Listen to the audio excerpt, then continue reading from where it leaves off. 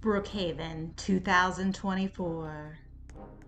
It's a city at war with itself.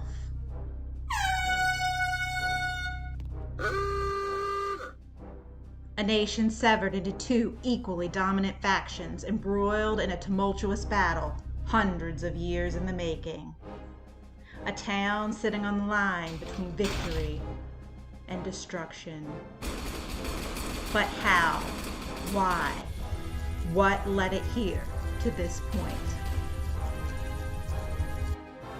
Brookhaven is known as a thriving metropolis situated on an archipelago within Robloxia. With its ever-increasing population, bustling economy, and impressive landscape, it seems primed for world dominance. However, its path to success is paved with a dark, war-torn past. A storied history that, for better or worse, has shaped Brookhaven into what it is today. These are the stories of Brookhaven's biggest battles.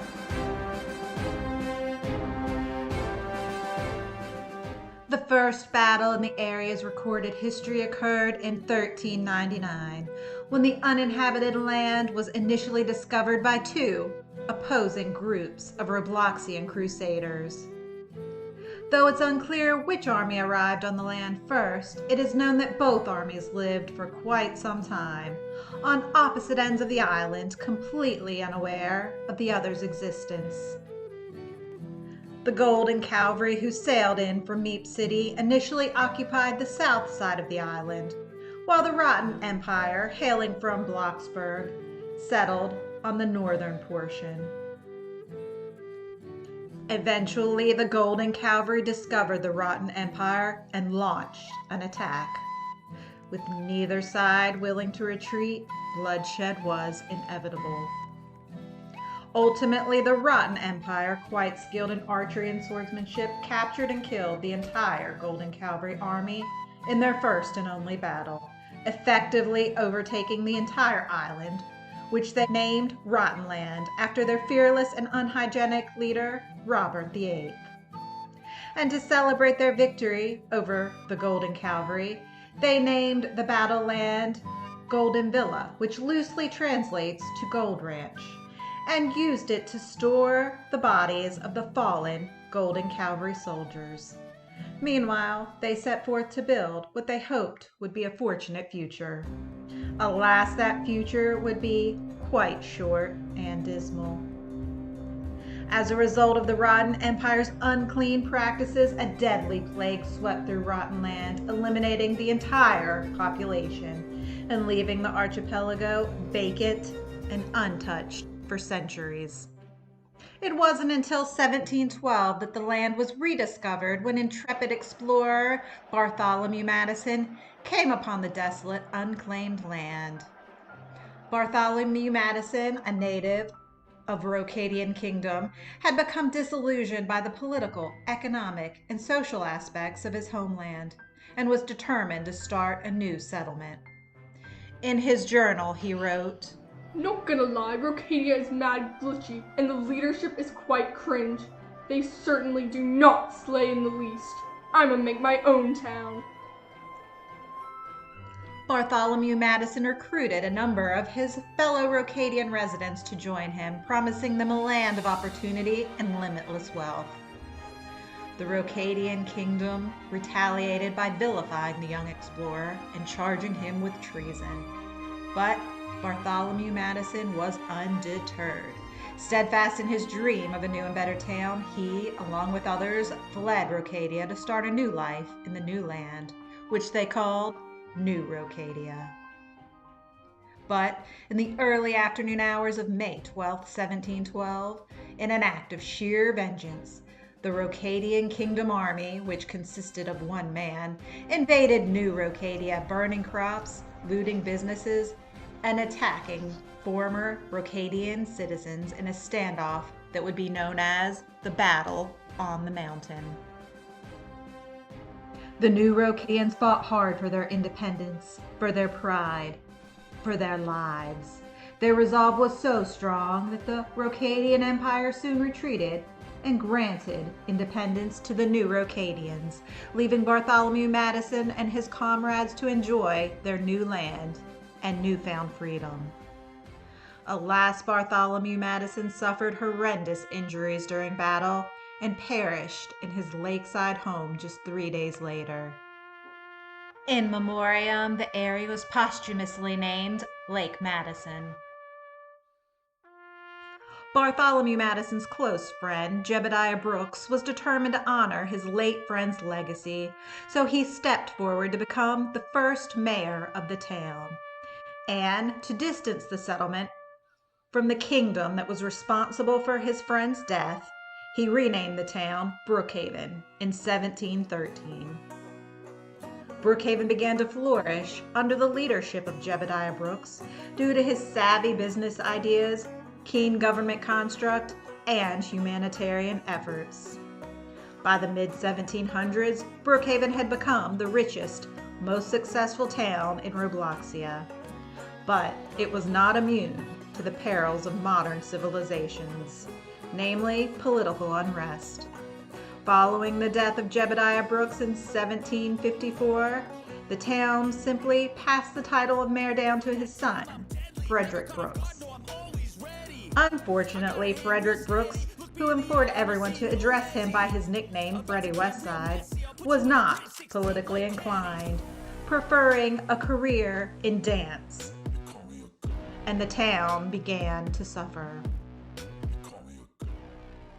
Then, in March of 1781, when Frederick Brooks was forced to vacate his position as mayor due to failing health, a poet named William Solemnfellow announced interest in replacing him. Solemnfellow was well known and well liked, leaving many to assume he would run unopposed.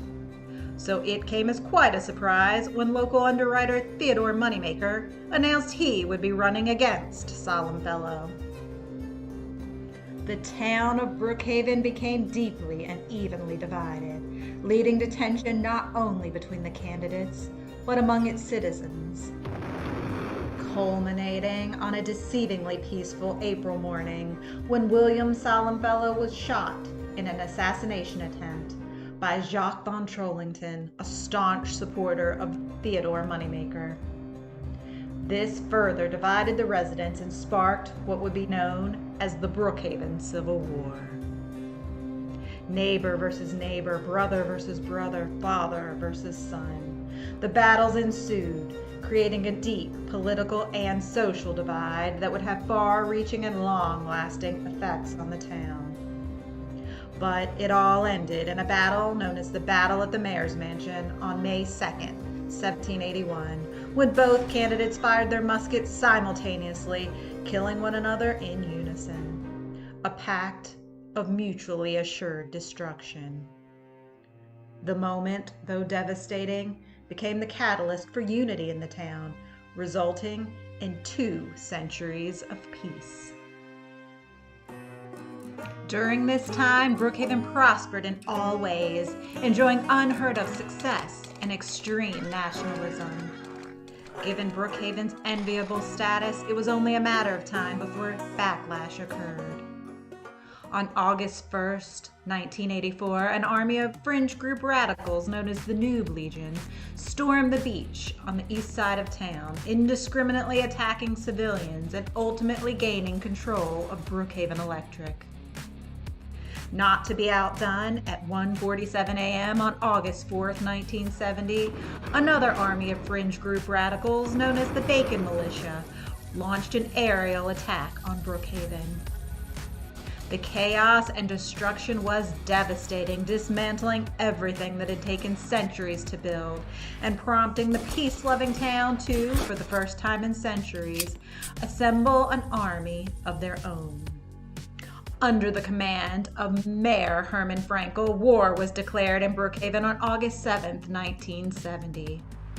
Thanks to their booming economy, Brookhaven's army was far superior to any army in Robloxia, and the defeat of the Noob Legion and Bacon Militia was as fast as it was easy, with both groups quickly surrendering.